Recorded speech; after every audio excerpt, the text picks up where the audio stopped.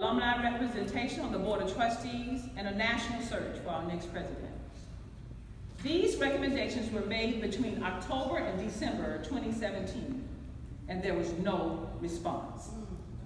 So today, we are here to not just recommend, but to urge, some might say demand, action on three major issues: Board of Trustees reform, forensic audit of all finances, and a national search for the next president of our dear DC.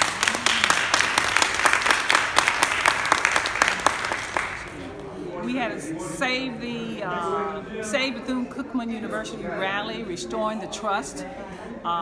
Today we had three parts: the press conference, and then we had a program, an uplifting program, mainly from alums, to explain and to talk about why we need Bethune-cookman University to continue, and to tell us a little about the impact it had on their lives. And everybody who talked said that if it were not for Bethune-cookman University, their lives would not be the same. The school means an extension of my family to me. My teachers and my classmates were a community. They cared more than just about the paper, they cared about the person. And that is what is the calling for us as alumni to stand in regards to what we're hearing in the news today. My mother, my father, all of my kids, I have three children. All of them graduated from Bethune except one, my aunts, uncles. So Bethune-cookman is in my blood. I went to kindergarten here while my mother was she was an elementary ed major back around 1960, 1961. Moving forward, we have called to action to the Board of Trustees to do three major things: to reform the Board of Trustees by first, the resignation of all those who served on the executive committees under President Jackson. That's years 2012 to 2017. We ask that they reform the board and get new members to move forward and to be the authority that we expect them to be. And Sumner Hutchison III, I'm also co-chair.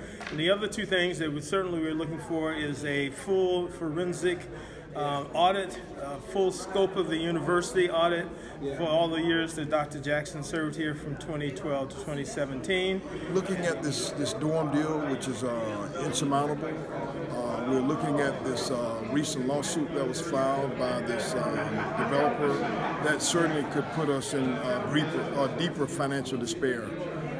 So yes, I think all indicators suggest that we are having some serious financial problems. And we're asking for a scope forensic audit that will show us everything that has transpired in the last 5 years so that we can find out exactly where our university stands. My concern, of course, would be that if these facts are true, then there is something that does need to be done.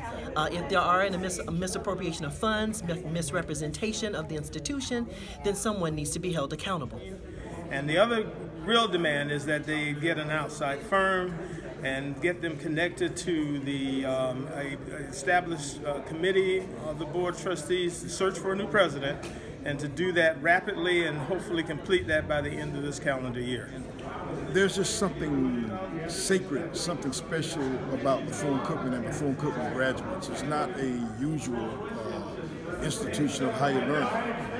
It has impacted so many people in so many positive ways. And that's why I'm confident that our alumni are going to come together and we're going to weather this storm. Well, we hope the community will support us in making sure that this university thrives in the future, and that this Daytona Beach community obviously has been very important to Bethune-cookman, and Bethune-cookman has been very important to the university, to the community. And so we certainly want to see that impact understood and appreciated and supported. I stand on the shoulders of Dr. Mary McLeod Bethune and say that Bethune-cookman College University is not going anywhere. Our doors will remain open. We shall continue to educate young people. Our faculty and our staff will continue to support the institution, and the alumni will definitely remain behind it.